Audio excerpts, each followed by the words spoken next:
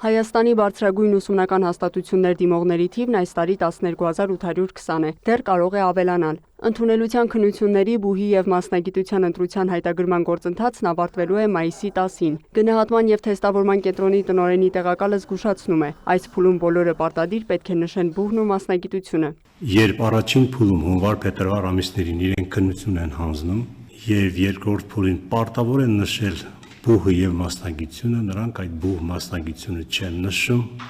նույնիսկ կարելի ասել չեն հայտագրվում,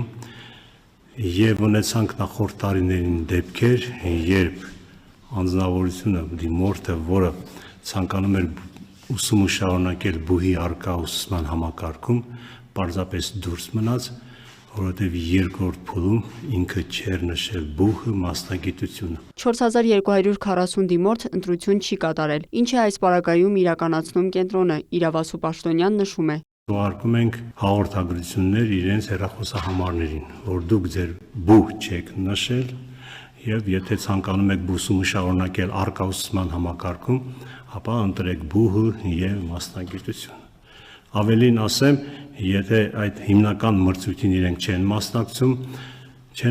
նաև լրացուցիչ մրցույթին, որովհետև տեսեք,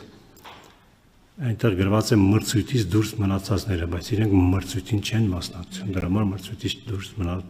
չեն կարող։ Ձմռանն անցկացված քննությանը մասնակցել է 11608 դիմորդ, այսօր նրանցից 7780-ը ցանկանում է նորից հանձնել։ Նախորդ տարիների փորձը ցույց է տալիս, որ առաջին փուլում քննությունը հանձնած դիմորդների 80%-ը ամռանը ևս ցանկանում է մասնակցել քննությանը։ Այդ պարագայում մրցույթին մասնակցում է առավել բարձր գնահատականը։ Նասիբյանը նշում է, քննական սենյակներ մուտք գործելուց առաջ դիմորդները ստուգվում են մետաղորսիչ սարքերով։ Եվ այդ մետաղորսիչ սարքերի միջոցով կարողանում ենք հայտնաբերել հեռախոս, կարողանում ենք հայտնաբերել ականջակալներ, բայց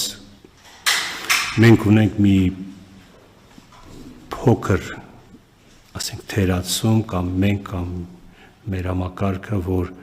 տեսեք հեռախոսներ կամ այդ սարքերը իրենք տեղավորում են այնպիսի տեղերում, որ դու քեզ թույլ չես տալիս ստուգել։ Իհարկե, նույն գործողությունը մենք կարողանում ենք անել քննասենյակներում, երբ տեսնում ենք, որ դիմորդը անհանգիստ է։ Նասիբյանը հորդորում է քննությանը ներկայանալ առանց որևէ սարքի, զգուշացնում, որ դրանք քննասենյակներից դուրս են մնալու, իսկ կորստի դեպքում կենտրոնը պատասխանատվություն չի կրելու։ Իդեպ, միասնական քննություններ հանձնողների թիվը նախորդ տարիների համեմատ ավելացել է, նաև Արցախից եկած մեր հայրենակիցների շնորհիվ։ Սովորաբար առավել թեժ է լինում իրավագիտության, բժշկության, IT ոլորտներում մրցույթը, մյուս մասնագիտությունների դեպքում անցողիկ միավորներն այնքան էլ բարձր չեն։ Լիանա Խաչատուրյան, լուրեր։